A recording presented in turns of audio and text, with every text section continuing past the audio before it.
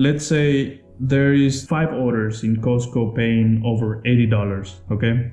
5 orders paying over $80. So the algorithm is gonna take those and is gonna find the best shoppers to send those orders to them first. And what the algorithm is gonna look is, oh, what's up amigos, what's up investors? Hope you're doing well. Jose here again. Yes way, Jose. Today I have another video on Instacart. Wanted to share how I am making constantly $1,500 every week, and some of the metrics that I've been researching that I believe are taken in consideration to send us batches. This video has to do also with how we can see more batches, how can we improve our metric to get the more profitable, or the best paid batches. I'm still improving my English.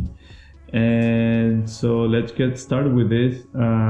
If you see here, I've done, this is when I quit my job in last week of May.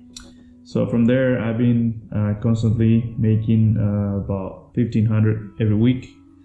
And this week I'm on Texas. I'm on semi-vacation because I came here to spend the 4th of July with my brother and my parents. So I haven't been working that much, but as you can see, it's been not really bad for the hours that I've been working.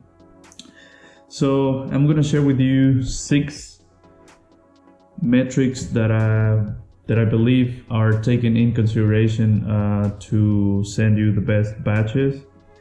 And yeah, just bear with me and we'll get through all of them in this video.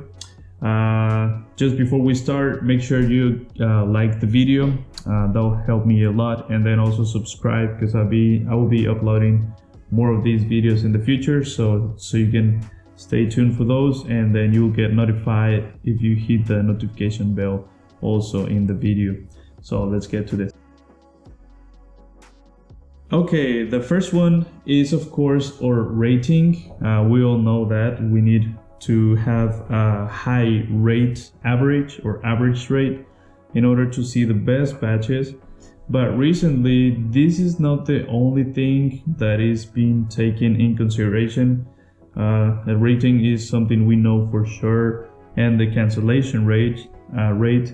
Those are the 2 things that I talked about in the last video that I posted on how to see more batches.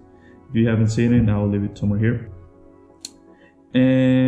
But I've been doing more research recently on other channels and reading blogs and Reddit and all that, and I'm almost 100% sure. Of course, there is no proof of all this, unfortunately, but I want to believe that all this is taken by the algorithm to send us batches. So if you're missing one of these, I'm pretty sure that's the reason that you don't see as good batches. And it's been happening to me recently that I don't see as good batches as I used to see before.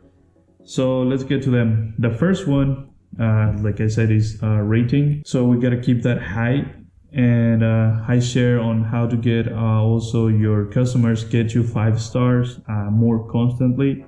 So when you get a bad rate, it doesn't drop that hard. And then the second one will be your cancellation rate. I spoke also about that on the other video. And here you can see I have it on 3% right now because I had to cancel for personal reasons. And I'm gonna tell you all these in the order that I believe the algorithm takes them in consideration, okay? So the priority for the algorithm is the rating.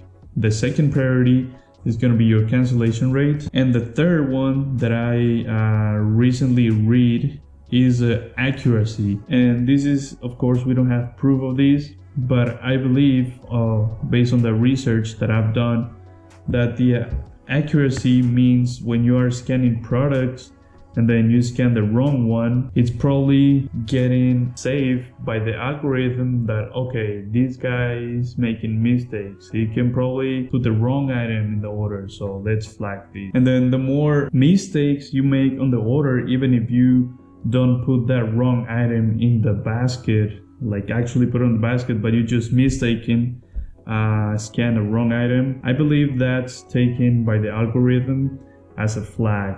maybe a red flag, yellow, let's call it yellow flag. So I encourage you to be aware of these and be more careful when you scan these items. And one advice that I have for for example in Kroger, there is sometimes that the fruit or the produce, vegetables have barcodes, and sometimes they don't scan, or they have different brands or stuff like that. Even if it's the same product, it's just a different brand, but that's the only one they have in that moment. What I do in those cases, at least in Kroger, that I know it never scans, I just go straight to the picture, force mark it, and go with it. So that's the third thing. The fourth thing that I believe it's taken for the algorithm in consideration is your speed. I'm gonna say that's not as important as the last three things, but it's also important, I believe, even though like I said, we don't have proof of this. And the advice that I have on this for you is do what I call pre-shop. Is on the stores that you go really often, like let's say Costco or Publix. I love going to Publix because it's small and everything's really organized, or Sprouts Market if there's Sprouts in your area. And when you accept the badge, check the items that you need to pick up, and then when you're on the way to the store, you start thinking, okay, I'm gonna start on this side. I need to pick from here, because you know the stores and you know where everything is. So that's the first thing, pre-shop. Then when you get to the store, try to get there as soon as possible. Of course, you don't want to get the order after the estimated time for the customer. So get there as soon as possible, then do the pre-shop. When there is products in my order, what I do is grab all the products before I click on start shopping. I go ahead and get all the products, and once I have like 6-7 things on the cart, I click start shopping and then scan, and that way you are ahead on your speed already. So you can do that pre-shop, thinking where you're gonna start and what parts of the store you need to go before you get there. Pre-shop is getting items before you hit start shopping, and then of course continue shopping. When you don't find something, get help right away with an employee on the store, or get the customer to approve some changes or replacement. And the next thing that I believe affect on the batches that you see, it's having no report. And as you can see here, I think I have 2 that I have as a damaged item that, you know, sometimes people get these. I don't know, I always check the expiration dates of the items. I'm pretty sure these were not damaged boxes or nothing like that, so I did the report. So that's the other thing that I believe affects on how many batches you see. And yeah, having no reports, get those clear out. If you report them, then you'll get some emails like this. But if not, it will disappear after 100 batches, like all the low ratings or your cancellation batches. And the last thing, it will be the distance to the store that you are close there. I mean, there's not much explanation on that. So to wrap this up, I would like to kind of make an example of how I believe the algorithm works. Okay, let's put this example on Costco because we know it's the one that pays usually the most with less items. Let's say there is 5 orders in Costco paying over $80, okay? 5 orders paying over $80. So the algorithm is gonna take those and is gonna find the best shoppers to send those orders to them first. And what the algorithm is gonna look is what your rating is. It's gonna look for all the 5 stars, of course. The algorithm has maybe 50 5-star shoppers in the area. Okay, and then it's gonna filter by the cancellation rate. Okay, from those 50, who is less likely to cancel this order and potentially delay the delivery for the customer. So who has the lowest cancellation rate? And let's say you get now 30 shoppers with 5-star and 0% cancellation rate. You get 30. And then the third filter that I believe is gonna be the accuracy.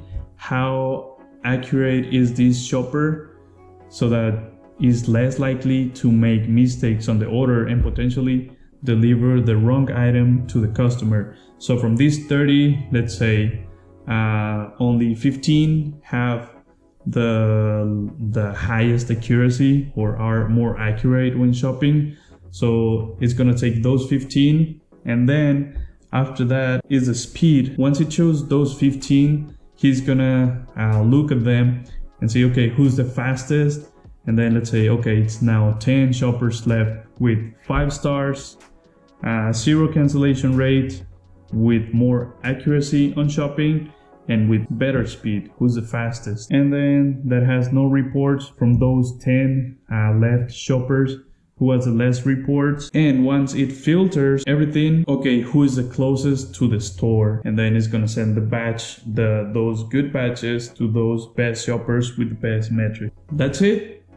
This is the theory that I came up with today when I was doing some research and working today. After this, all my advice for all of you is get the best speed that you can.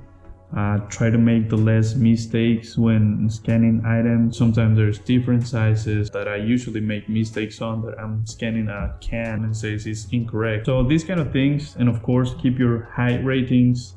Never cancel if you don't have to. Right now I'm working on lowering my cancellation rate again to 0. Be quick. And to be quick, you get to do the pre-shop and pre-shop, and try to have no reports on damaged items, missing items, wrong items. And for damaged items, check always the expiration date on the product. Usually produce, I try to never get ripe fruit or vegetables, because sometimes people don't like too ripe. Lasting distance to the store. But I think as long as we keep those 5 metric in good shape, rating, cancellation rate, accuracy, speed, and no report, I'm pretty sure that's gonna help a lot on the batches that we see, because I know a lot of you are 5-star shoppers with 0 cancellation rate, like I was just 1 week ago. And even with that, you don't see those really good batches that I was used to get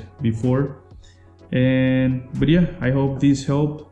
I'm gonna keep doing this experiment on myself, try to get all these metrics the best that I can, and I'll be sharing results with all of you. And yeah, if you have questions, please put them on the comment sections, your thoughts, your experience, what you have seen on these algorithm changes on Instacart. And don't forget to like the video, share with your shopper friends, subscribe to the channel. I'll be uploading more often. Check my other videos. I just uploaded one yesterday of my investment strategy. I hope it's really helpful for you. And that's all for today, guys. I hope you like this video. I hope it was helpful. I hope you like it, and I will see you in the next one.